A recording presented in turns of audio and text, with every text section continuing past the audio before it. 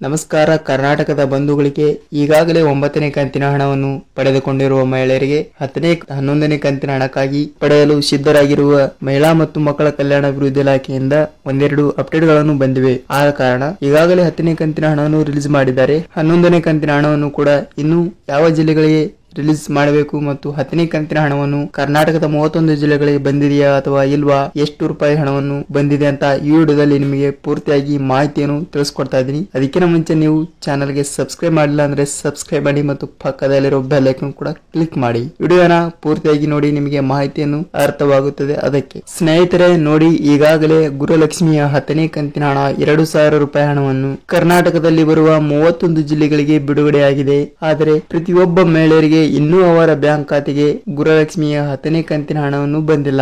ಏಕೆ ಬಂದಿಲ್ಲ ಅಂತ ಹೇಳುವುದಾದರೆ ನೋಡಿ, ಈಗಾಗಲೇ 50ರಿಂದ 60% ಮಹಿಳೆಯರಿಗೆ ಮಾತ್ರ ಗೃಹಲಕ್ಷ್ಮಿಯ 10ನೇ ಕಂತಿನ ಹಣವನ್ನು ಅವರ ಬ್ಯಾಂಕ್ ಖಾತೆಗೆ ಬಂದಿದೆ. ಇನ್ನು ಉಳಿದ ಹಣವನ್ನು ಇನ್ನು ಮಹಿಳಾ ಮತ್ತು ಮಕ್ಕಳ ಕಲ್ಯಾಣ ಇಲಾಖೆಯ ಹಂತದಲ್ಲಿ ಇದೆ.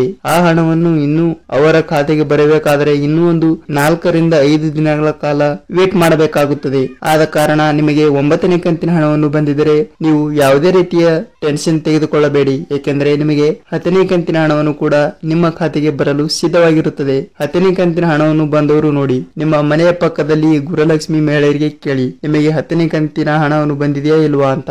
ಒಬ್ಬೊಬ್ಬರಿಗೆ 10ನೇ ಕಂತಿನ ಹಣ 2,000 ರೂಪಾಯಿ ಹಣವನ್ನು ಬಂದಿರುತ್ತದೆ ಮತ್ತು ಒಬ್ಬೊಬ್ಬರಿಗೆ ಗೃಹಲಕ್ಷ್ಮಿಯ ಹಣನೂ ಬರುವುದಿಲ್ಲ.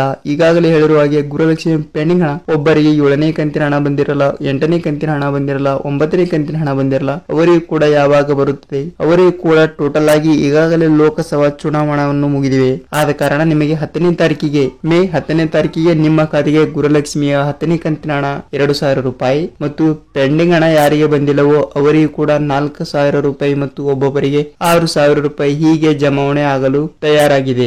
ಸ್ನೇಹಿತರೆ ನೋಡಿ, ನಿಮಗೆ ಈಗಾಗಲೇ ಹೇಳಿರುವ ಹಾಗೆ ಕರ್ನಾಟಕದಲ್ಲಿ ಬರುವಂತಹ 31 ಜಿಲ್ಲೆಗಳಿಗೆ ಗೃಹಲಕ್ಷ್ಮಿಯ 10ನೇ ಕಂತಿನ ಹಣವನ್ನು ಜಮಾವಣೆ ಆಗಿದೆ. ಆದರೆ ಕೆಲವು ಮಹಿಳೆಯರಿಗೆ ಮಾತ್ರ ಜಮಾವಣೆ ಆಗಿಲ್ಲ. ಆದ ಕಾರಣ ನೀವು ಯಾವುದೇ ಟೆನ್ಷನ್ ತೆಗೆದುಕೊಳ್ಳುವ ಅವಶ್ಯಕತೆ ಇಲ್ಲ. ನೀವು ಮೇ 10ರಂದು ನಿಮ್ಮ ಖಾತೆಯನ್ನು ನೀವು ಬ್ಯಾಂಕಿಗೆ ಹೋಗಿ ಚೆಕ್ ಮಾಡಿಸಿಕೊಳ್ಳಿ. ನಿಮಗೆ ಗೃಹಲಕ್ಷ್ಮಿಯ 10ನೇ ಕಂತಿನ ಹಣವನ್ನು ಬಿಡುಗಡೆ ಮಾಡುವ ಸಾಧ್ಯತೆಯಲ್ಲಿ ಇದೆ ಅಂತ ಹೇಳ್ಬೋದು. ನಿಮ್ಮ ಖಾತೆಗೆ 2,000 ರೂಪಾಯಿ ಹಣವನ್ನು ಜಮಾವಣೆ ಆಗಿರುತ್ತದೆ. ನೋಡಿ, ನಿಮಗೆ ಗೃಹಲಕ್ಷ್ಮಿ ಆಗಲಿ, ಅನ್ನಭಾಗ್ಯ ಆಗಲಿ ಮತ್ತು ಸರ್ಕಾರದ ಎಲ್ಲಾ ಸೌಲಭ್ಯಗಳ ಮಾಹಿತಿ ನಿಮಗೆ ಬೇಕಾದರೆ ಚಾನಲ್ಗೆ ಸಬ್ಸ್ಕ್ರೈಬ್ ಮಾಡಿ, ವಿಡಿಯೋನ ಪೂರ್ತಿಯಾಗಿ ನೋಡಿ.